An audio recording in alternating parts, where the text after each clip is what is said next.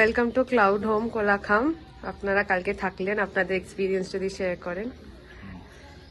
কালকে আমি এখানে এসে প্রথম থাকলাম এবং আমার যেটা ঘোরাঘুরির অভিজ্ঞতার মধ্যেও নতুন অভিজ্ঞতা, যে আমি আগে যতবার যেখানে গেছি কোনো জায়গাতে প্রথম গেস্ট হিসেবে যাইনি, কিন্তু এখানে এই রুমগুলোতে প্রথম গেস্ট হিসেবে আমরাই ঢুকলাম। তো এটা আমার কাছে প্রথম অভিজ্ঞতা। আর বাদবাকি থাকা খাওয়া সেগুলো তো ভালোই, তার সঙ্গে কাঞ্চনজঙ্ঘা দেখতে পাওয়া এটা অভিজ্ঞতাটাকে আরো সুন্দর করে দিয়েছে। শুভর ব্যবহার খুব ভালো, পরিবারের সঙ্গে খুব ভালোভাবে গল্পগুজব করেছি, ভালো কেটেছে।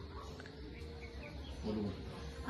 সত্যি কথা, মানে শুভ চয়নিকা ভীষণই আন্তরিক, এবং এখানে যারা রয়েছেন, যারা আমাদের খাওয়া দাওয়া মানে আতিথেয়তার দায়িত্বে রয়েছেন, তারা এত সুন্দর আতিথেয়তা দিয়েছেন, মানে আমাদের মনেই হচ্ছিল যে একটা বেশ ভালো জায়গায় এসেছি। এটা কিন্তু একদম মানে বাই হার্ট বলছি, মানে এখানে আপনারা যারাই এরপর আসবেন আপনাদের খুব ভালো লাগবে।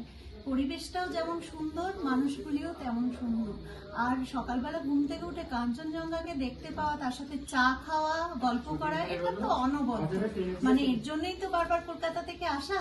আর কোলাখামে এসে এইখানে এসে এই জিনিসটা পাওয়া, এটা একটা বোনাস পাওনা, বাড়তি পাওনা। খুব ভালো লেগেছে। হুম, কি বল? না, কি বলো?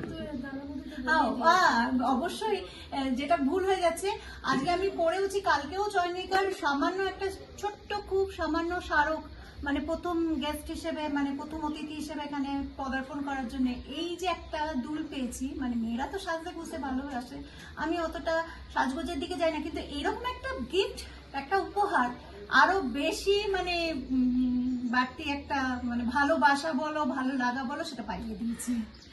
খুব খুশি হয়েছি, খুব খুশি হয়েছি, ভীষণ ভালো লেগেছে। Thank you so much. কিছু বলবি না? বল, যে ভালো লেগেছে। প্রথম পাহাড়ে হ্যাঁ, তোর বল।